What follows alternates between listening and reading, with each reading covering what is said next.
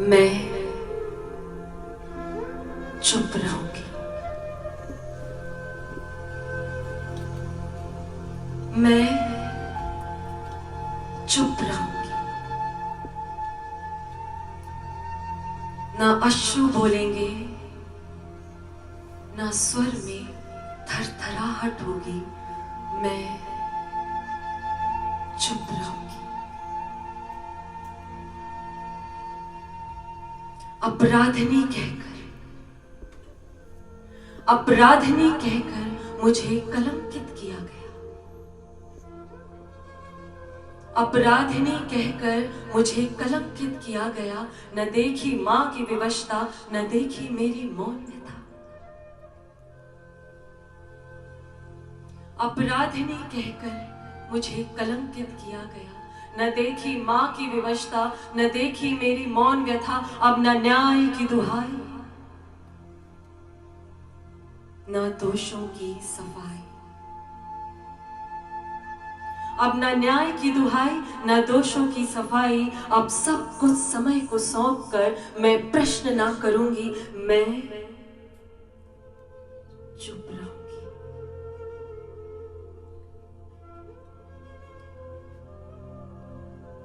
यहां मेरा आप सभी से एक सवाल है। आप समाजी तो है ना, तो मेरा समाज से एक सवाल है कि सतयुग से कलयुग तक, सतयुग से कलयुग तक एक बात समझ में आई है। सतयुग से कलयुग तक एक बात समझ में आई है। हर युग में उंगली नारी पर ही क्यों उठती आई है। सतयुग से कलयुग तक एक बात समझ में आई है। हर युग में उंगली नारी पर ही क्यों उठती आई है। ये बात अगर समझ सको, ये बात अगर समझ सको तो मुझको भी समझा देना, और सबसे पहले उस पागल अल्हड़ कैकेयी को बतला देना। सतयुग से कलयुग तक एक बात समझ न आई है। हर युग में उंगली नारी पर ही क्यों उठती आई है। ये बात अगर समझ सको तो मुझको भी समझा देना, और सबसे पहले उस पागल अल्हड़ कैकेयी को बतला देना।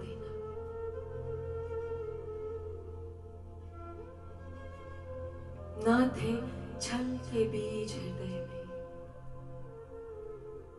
ना थे छल के बीज हृदय में। रणचंडी थी वो पारंगत युद्ध नीति की। ना थे छल के बीज हृदय में, रणचंडी थी वो पारंगत युद्ध नीति की। कुछ पता नहीं विवेकी थी या मूर्ख कोई अज्ञानी थी।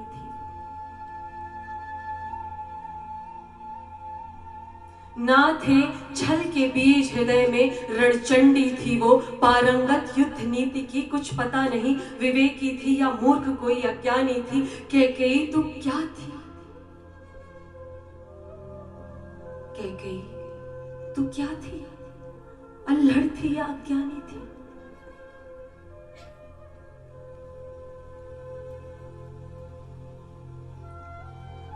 तब कैकेयी ना चाहते हुए भी, काल के प्रश्नों का उत्तर देते हुए कहती है कि मुझसे ना कोई प्रश्न करो, मुझसे न कोई प्रश्न करो, न मुझे समझने का प्रयास कोई। मुझसे न कोई प्रश्न करो, न मुझे समझने का प्रयास कोई। तुम राम नाम का अर्थ समझकर तब मुझसे कोई बात करो। मुझसे न कोई प्रश्न करो, न मुझे समझने का प्रयास कोई। तुम राम नाम का अर्थ समझकर तब मुझसे कोई बात करो। तुम राम नाम लेकर के, तुम राम नाम लेकर के मुझको अपराधी बतलाते हो। तुम राम नाम लेकर के मुझको अपराधी बतलाते हो, अब शब्दों का जाल बिछाकर मुझको अभिशप्त दिखाते हो। अरे जाओ, अरे जाओ, पहले राम नाम का अर्थ समझ कर आओ। तुम मुझसे प्रश्न करते हो, पहले राम समझ कर आओ।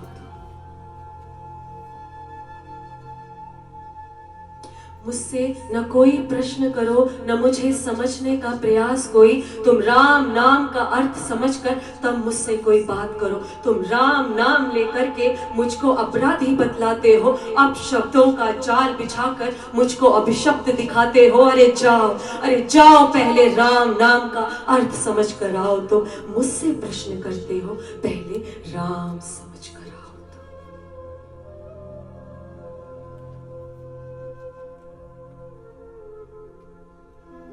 कैकेयी, सुनो कैकेयी, एक बात तो बतलाओ। सुनो कैकेयी, एक बात तो बतलाओ। तुम रघुकुल की महारानी थी, तुम रघुकुल की महारानी थी, कैकेयी की राजकुमारी थी। कैकेयी अयोध्या के पास एक छोटा सा राज्य था। सुनो कैकेयी, एक बात तो बतलाओ। तुम रघुकुल की महारानी थी, कैकेयी की राजकुमारी थी, शस्त्र शास्त्र धनुर्विद्या घुड़सवारी से निपुण तुम्हारी कहानी थी। तुम सूर्य थी, तुम सूर्य थी, सूर्य की किरणों में लिपटी एक श्वेत किरण थी। तुम्हें न स्वर्ण की अभिलाषा, न मणियों की कोई चाह थी। तुम्हारे सपनों में तो अश्वरथ और युद्धों की परछाई थी।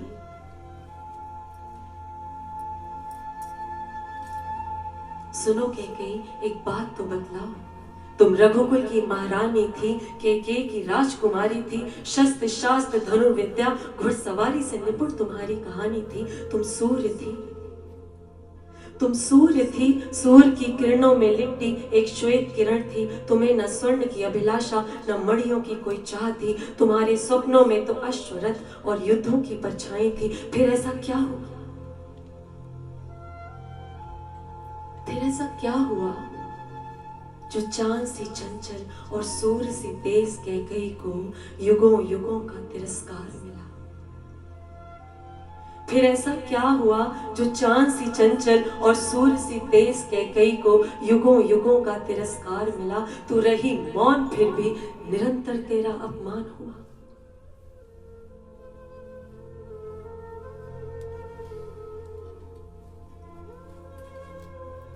कर दिया मुझे विवश तुमने,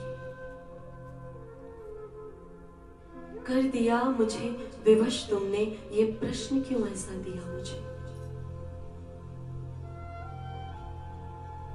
कर दिया मुझे विवश तुमने, ये प्रश्न क्यों ऐसा दिया मुझे। तुम राम भरत और दशरथ की बात करो, तुम राम भरत और दशरथ की बात करो। आरोप लगाओ मुझ पर, तुम उन पर संवाद करो।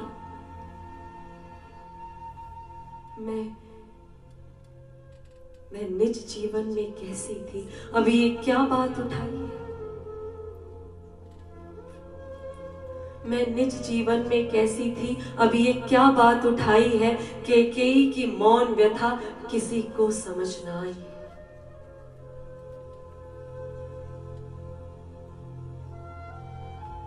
तुम मौन न रहो हे कैकेयी, तुम मौन न रहो हे कैकेयी, अपने मन की बात कहो। तुम मौन न रहो हे कैकेयी, अपने मन की बात कहो। है अधिकार तुम्हारा भी उतना, है अधिकार तुम्हारा भी उतना, जितना कि राम और भरत का है अधिकार तुम्हारा भी उतना, जितना कि राम और भरत का है। तुम अपनी व्यथा सुनाओ तो ये जग तुम्हें अब सुनता है। तुम मौन न रहो हे कैकेयी, अपने मन की बात कहो, है अधिकार तुम्हारा भी उतना जितना कि राम और भरत का है। तुम अपनी कथा सुनाओ तो ये जग तुम्हें अब सुनता है।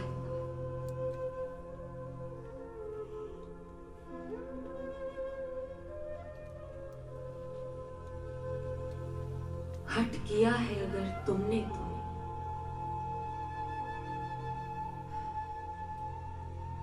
हट किया ही है अगर तुमने तो मैं अपनी व्यथा सुनाती हूँ। हट किया ही है अगर तुमने तो मैं अपनी व्यथा सुनाती हूँ। क्या है विधि क्या उसका विधान, ये जग को आज बतलाती हूँ।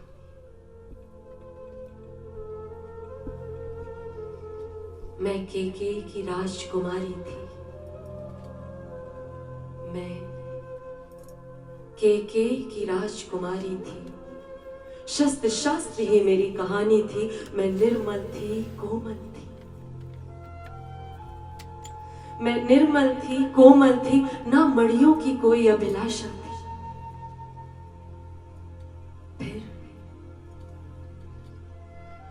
फिर यौवन ने छुआ मुझे,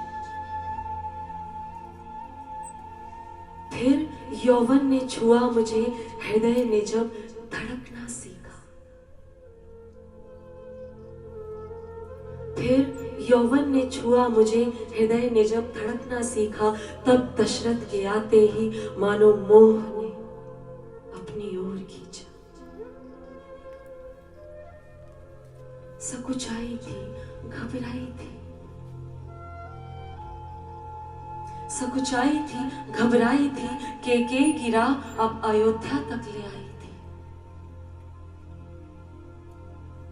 था संशय ये मन में, था संशय ये मन में कि है उम्र नाम वर्चस्व सब बड़े होंगे।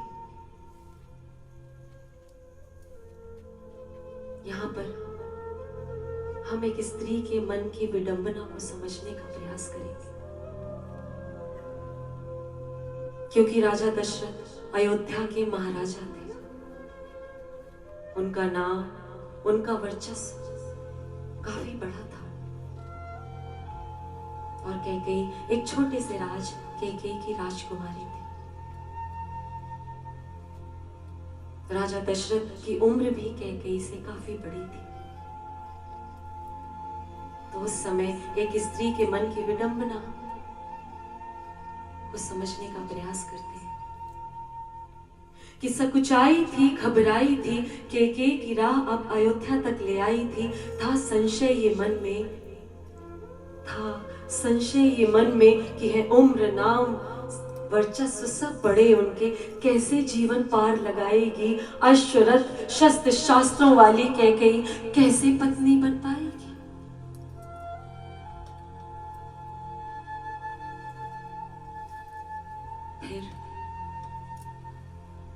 फिर महलों में आई मैं, फिर महलों में आई मैं, प्रेम अनुराग शक्ति सामर्थ सब साथ लाई मैं। फिर महलों में आई मैं, प्रेम अनुराग शक्ति सामर्थ सब साथ लाई मैं। और मत भूलो जब रणभूमि में रथ का चक्का एकाएक जाम हुआ, तब कैकेयी ने ही अपना हाथ बढ़ाकर दशरथ को जीवन दान दिया। और मत भूलो जब रणभूमि में रथ का चक्का एकाएक जाम हुआ, तब कैकेयी ने ही अपना हाथ बढ़ाकर दशरथ को जीवन दान दिया। दशरथ भाव विभोर हुए, दशरथ भाव विभोर हुए, कोई वर मांगो ऐसा आदेश दिया। दशरथ भाव विभोर हुए, कोई वर मांगो ऐसा आदेश दिया। और इन्हीं कलंकित वरदानों ने मेरा जग से द्वेष किया।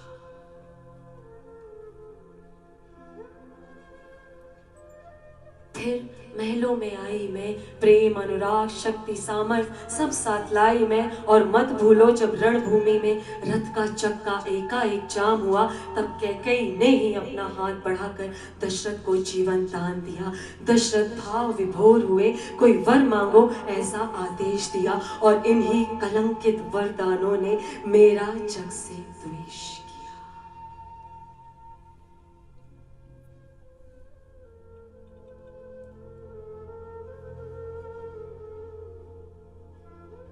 छोड़ो अब इन सब बातों को, छोड़ो अब इन सब बातों को, मेरे राम भरत की बात करो।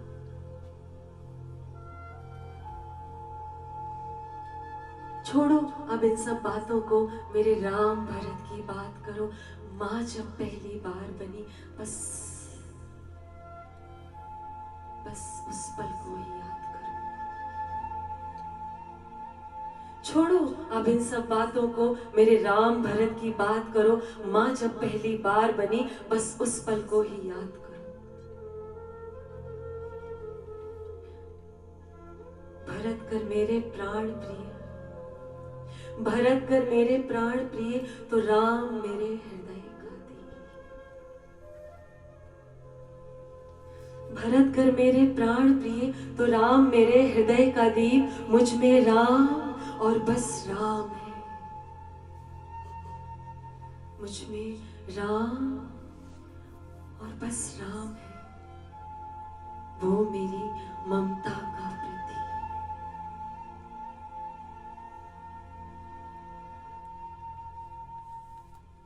काल को ये बात रास नहीं है, उसको कैकेयी और राम के बीच इतना प्रेम समझ नहीं आया। तो काल प्रश्न करता है कि माना तुम राममयी थी, माना तुम राममयी थी, राम तुम्हारे हृदय में थे। माना तुम राममयी थी, राम तुम्हारे हृदय में थे, फिर उस मंथरा के वो कटु वचन सहे क्यों थे। माना तुम राममयी थी, राम तुम्हारे हृदय में थे, फिर उस मंथरा के वो कटु वचन सहे क्यों थे। रणचंडी थी तुम योद्धा थी, रणचंडी थी तुम योद्धा थी, फिर कैसे लाचार बनी। रणचंडी थी तुम योद्धा थी, फिर कैसे लाचार बनी। एक अकेली मंथरा से क्यों और कैसे हार गई। माना तुम राममयी थी, राम तुम्हारे हृदय में थे, फिर उस मंथरा के वो कटु वचन सहे क्यों थे। रणचंडी थी तुम योद्धा थी, फिर कैसे लाचार बनी। एक अकेली मंथरा से क्यों और कैसे हार गई।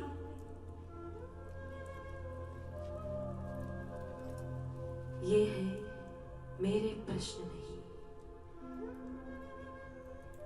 ये है मेरे प्रश्न नहीं, ये प्रश्न युगों युगों के हैं। ये है मेरे प्रश्न नहीं, ये प्रश्न युगों युगों के हैं। तो आज बात छिड़ी है तो फिर अपनी कथा सुनाओ तुम। पुत्र प्रेम में उलझी माँ की मर्म व्यथा बतलाओ तुम। ये है मेरे प्रश्न नहीं, ये प्रश्न युगों युगों के हैं। तो आज बात छिड़ी है तो फिर अपनी व्यथा सुनाओ तुम। पुत्र प्रेम में उलझी माँ की मर्म कथा बतलाओ।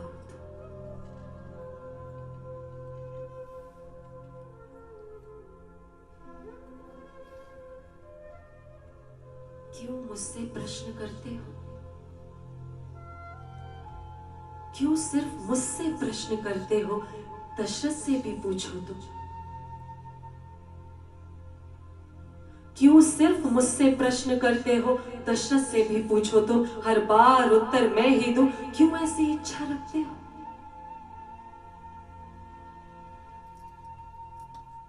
क्यों रास तिलक की बात क्यों राज तिलक की बात मुझसे न कर पाए वो, क्यों चुपचाप एकांत में जाकर ये निर्णय कर लाए वो। क्यों राज तिलक की बात मुझसे न कर पाए वो, क्यों चुपचाप एकांत में जाकर ये निर्णय कर लाए वो। क्यों मेरे पिता को दिया वचन पूरा न कर पाए वो, कैकेयी के पुत्र का हो राज तिलक ये याद न रख पाए वो।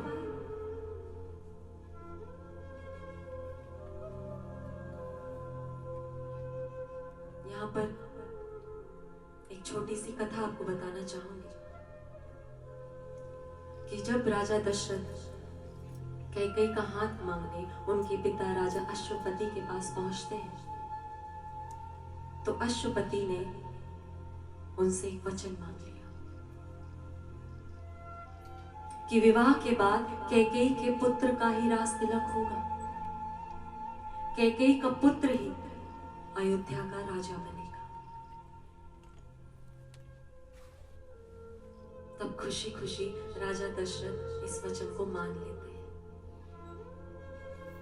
क्योंकि उस समय तक उनकी दोनों रानियों को कोई पुत्र नहीं था। तो वो उनको ये वचन दे देते हैं। तभी तो कैकेयी उनको उनका वो वचन याद दिलाते हुए कहती है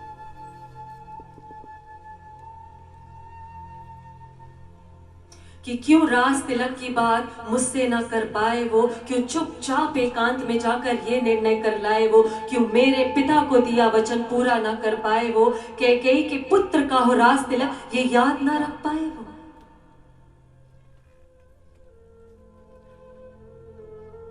वैसे तो सारी नीति रीति, वैसे तो सारी नीति रीति मेरे परामर्श से होती है।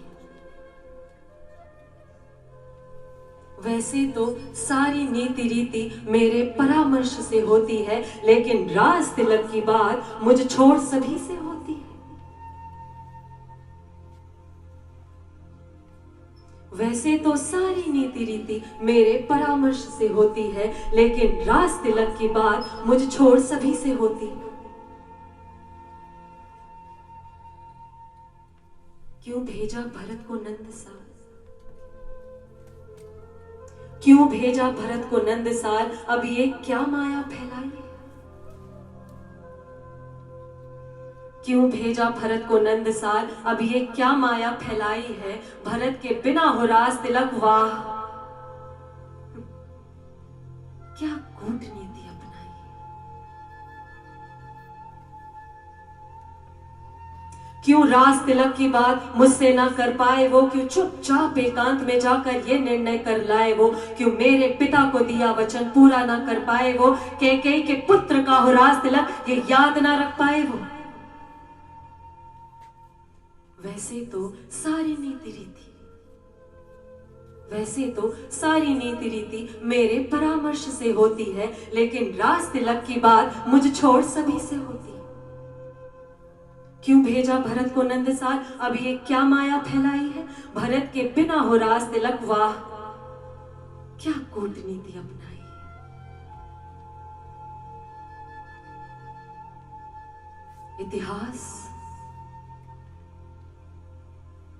इतिहास कुछ और ही होता, इतिहास कुछ और ही होता अगर दशरथ आते मेरे पास।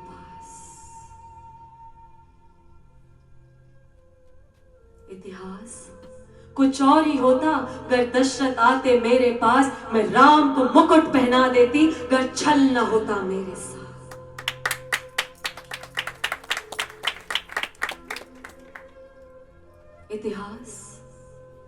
इतिहास कुछ और ही होता अगर दशरथ आते मेरे पास। मैं राम को मुकुट पहना देती अगर छल न होता मेरे साथ।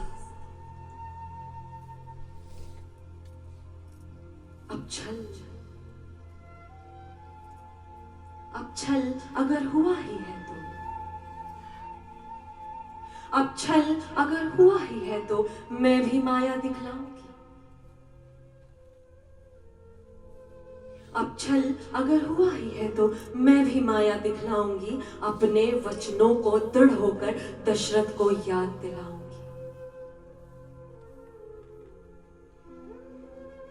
कूटनीति, ये राजनीति, ये कूटनीति, ये राजनीति किसी और को समझाना तो, ये कूटनीति, ये राजनीति किसी और को समझाना तो, मैं राम को अब वन भेजूंगी, मुझे रोक कर दिखलाना तो।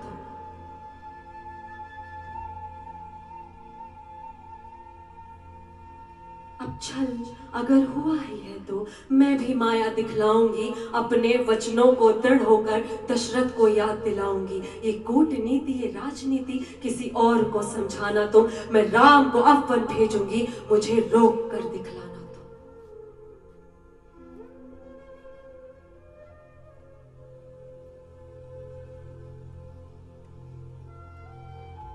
क्यों मुझसे कपट किया दशरथ,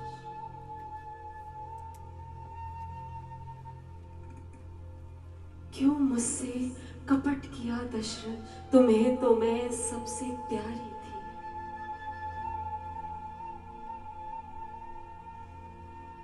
क्यों मुझसे कपट किया दशरथ, तुम्हें तो मैं सबसे प्यारी थी। एक माँ को माँ, एक माँ को माँ और न पत्नी ही रहने दिया। हे राम, हे राम, मैं कैसी अभागी नारी थी।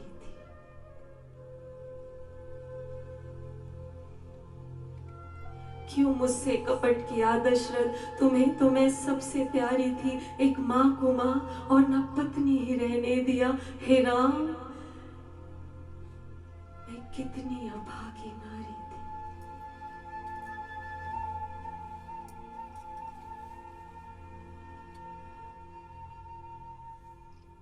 राम, मेरे राम वनों को चले गए।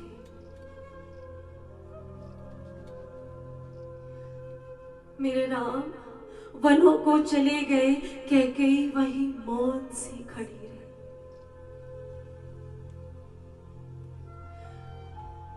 मेरे राम वनों को चले गए, कैकेयी वहीं मौन सी खड़ी रही। भरत भी दूर हो गए और एक माँ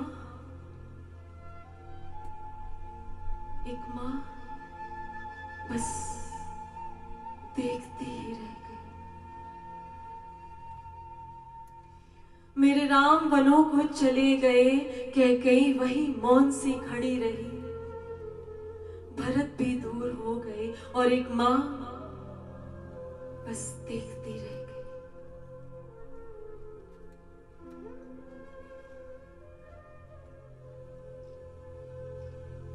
यदि फिर कभी जन्म मिले मुझे,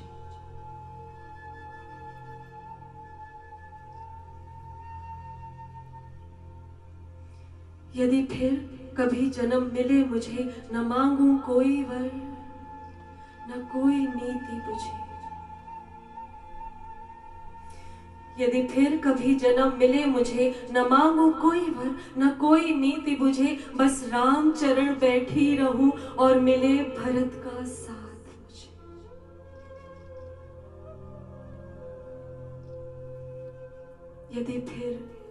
यदि फिर कभी जन्म मिले मुझे, न मांगू कोई वर, न कोई नीति बुझे। बस राम चरण बैठी रहूं और मिले भरत का साथ मुझे।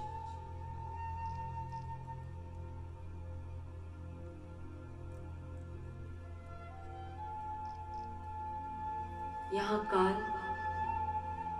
एक बार फिर से कैकेयी से प्रश्न करता है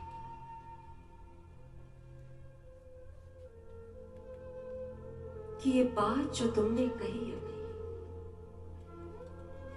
ये बात जो तुमने कही अभी सत्य है अगर, तो फिर क्यों मौन रही और इतनी पीड़ा से? ये बात जो तुमने कही अभी सत्य है अगर, तो फिर क्यों मौन रही और इतनी पीड़ा से?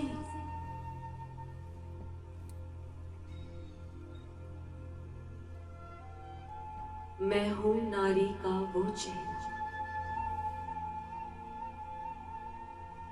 मैं हूं नारी का वो चेहरा जिसे ममता के द्वंद ने है घेरा। यहां ये मेरी अंतिम पंक्तियां, ये सिर्फ कैकेयी का स्वर नहीं है, ये हर एक उस स्त्री का स्वर है जिसने युगों युगों से सत्य जानकर भी चुप्पी की चादर ओढ़े रखी है। उसका नाम इतिहास में तो लिखा हुआ है, लेकिन उसकी बात सुने बिना ही उसका अपराध निश्चित कर दिया गया। लेकिन कभी कभी नारी की चुप्पी ही उसका हथियार बन जाती है।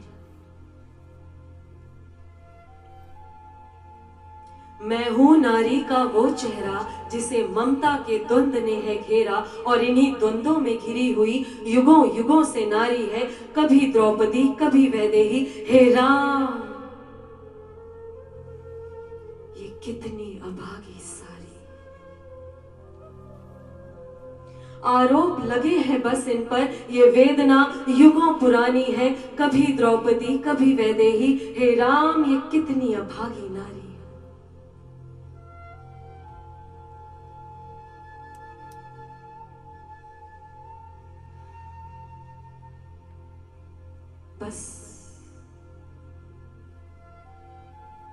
बस अब बहुत हुआ, बस अब बहुत हुआ। नारी अब न न्याय की दुहाई न दोषों की सफाई देगी। बस अब बहुत हुआ। नारी अब न न्याय की दुहाई न दोषों की सफाई देगी। वो सब कुछ समय को सौंप कर कुछ ना कहेगी, वो चुप रहेगी। इतिहास चाहे जो लिखे उसके नाम पर, वो प्रश्न ना करेगी, वो चुप रहेगी।